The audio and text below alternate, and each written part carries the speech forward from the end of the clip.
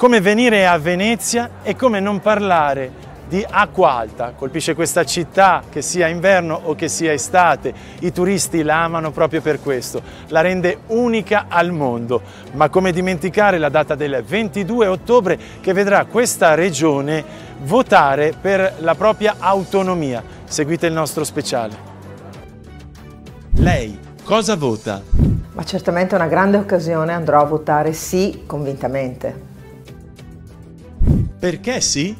Perché sono tante le ragioni, io vorrei semplificarle. La prima è che il Veneto ha una buona capacità di governo e ha bisogno di avere maggiore autonomia. L'esempio più semplice per noi che abitiamo in questa terra del nord-est è quella della provincia autonoma di Trento.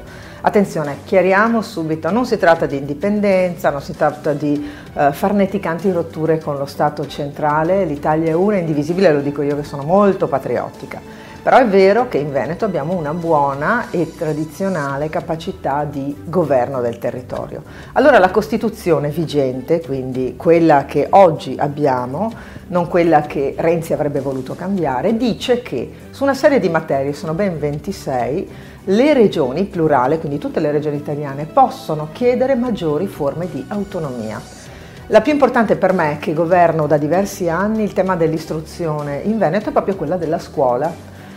Faccio l'esempio di Trento, quindi avere insegnanti programmati secondo il fabbisogno regionale, fare concorsi dedicati al territorio regionale, magari evitando quelle storture di insegnanti che arrivano da altrove, prendono la cattedra per un giorno e poi se ne tornano a casa loro. Non vuol dire però non avere insegnanti che provengono da altre regioni d'Italia, badate bene. Avere i presidi che oggi sono una grande mancanza del nostro territorio, che invece possono essere programmati e scelti dalla regione stessa. Ultima considerazione è quella economico-finanziaria. Oggi un ragazzo nella scuola dello Stato in Veneto costa circa 10.000 euro. Un ragazzo in una scuola della formazione professionale, le scuole regionali, costa 6.000 euro. Io sono convinta che così risparmieremo anche e quindi le risorse che seguiranno le competenze, quindi quelle dell'istruzione, oggi gestite dallo Stato, gestite dalle regioni, saranno anche ben e meglio governate, anche sotto l'aspetto finanziario. I veneti andranno a votare? Ma io credo che sia una grande occasione, c'è molta disinformazione, c'è qualcuno che pensa che, insomma, il giorno dopo accadrà la rivoluzione, quindi magari hanno timore, oppure quelli che mi chiedono dove si deve andare a prendere la scheda speciale. No, ci si reca al seggio come un referendum consultivo, ha tutte le regole delle normali elezioni, quindi ci recheremo al seggio normale, io andrò a Pova del Grappa a votare, lì verrà data una scheda, ci dovremo andare con la carta d'identità perché dovremo far dimostrare che siamo iscritti a quelle liste elettorali, proprio perché sia il massimo della correttezza. E dopo?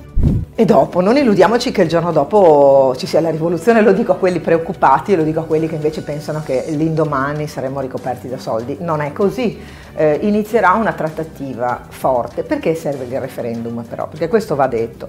Serve per dare un mandato politico forte al Presidente della Regione che dovrà contrattare sulle diverse materie con il Governo e con i diversi ministeri le ulteriori forme di autonomia. La questione del presidente, mica presidente, che lui chiarisce spesso, Zaia dice non è un referendum dei Veneti per Luca Zaia, è un referendum dei Veneti per i Veneti.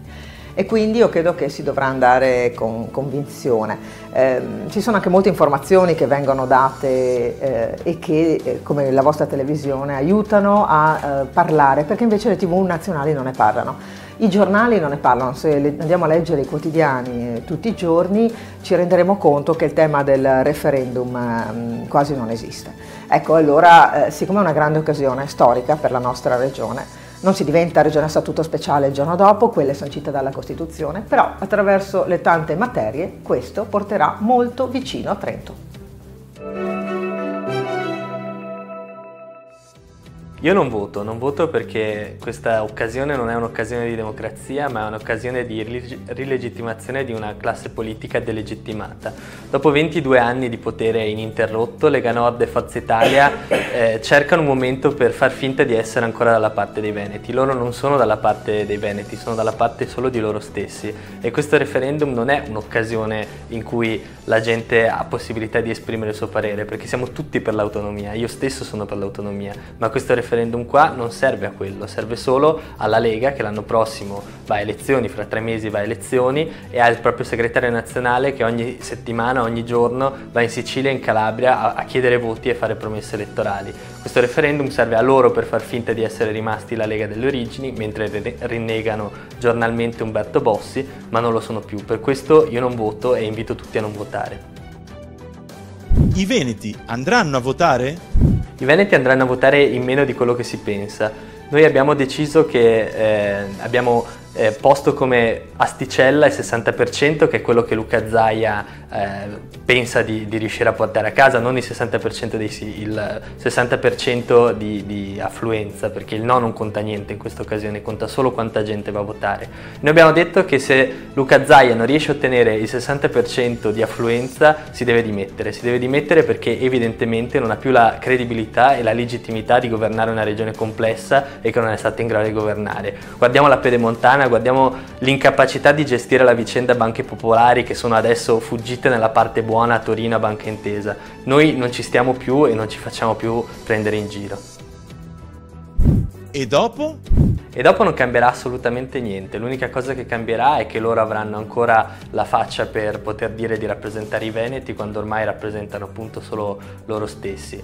E dopo ci dicono che ci sarà l'autonomia, non ci sarà più autonomia, l'unico modo per ottenere più autonomia è facendo un accordo a livello nazionale con tutte le altre regioni, con tutti gli altri territori. Per questo noi proponiamo che la regione chieda l'autonomia che può già chiedere e che ha già, perché secondo la Costituzione la famosa trattativa che dicono di non poter utilizzare lo Stato la deve concedere. È dal 2001 che c'è questa possibilità per la Costituzione italiana, è dal 2001 che non l'hanno mai fatta. Non l'hanno mai fatta neanche quando erano al governo loro a Roma e Zaia era ministro dell'agricoltura della Repubblica Italiana. Lo stesso periodo in cui hanno fatto il più grave taglio di trasferimenti dallo Stato alle regioni della storia dello Stato italiano. E allora noi quello che chiediamo è autonomia vera, autonomia subito, ma questo non è il modo per ottenere l'autonomia, questo è un modo solo per fare un favore a una classe politica delegittimata. E quindi più autonomia da Roma, ma anche più autonomia dentro la regione. Abbiamo visto con la riforma sanitaria, che è l'80% del bilancio regionale, cosa è successo? Hanno deciso di tenersi tutto per loro. Mentre prima c'era più decentramento, adesso tutto è stato centralizzato a Venezia. Allora quello che noi diciamo alla regione, quello che diciamo a Luca Zaia, invece di prendere in giro i cittadini con questa referendum farsa, quello che noi gli chiediamo è invece di decentralizzare le competenze che ha già, coinvolgere le comunità locali nelle scelte. Abbiamo visto le autostrade, abbiamo visto la Pedemontana, le reazioni che ha suscitato nelle comunità che votano Lega Nord e a cui hanno dato consenso. C'è una reazione negativa perché semplicemente Venezia sta agendo come una Roma, solo che con i canali e in laguna, e quindi per questo noi chiediamo più autonomia e diciamo ai veneti di non farsi ingannare un'altra volta, perché questo non è il modo per ottenere più autonomia, questo è il modo perché loro continuino a tenersi il potere.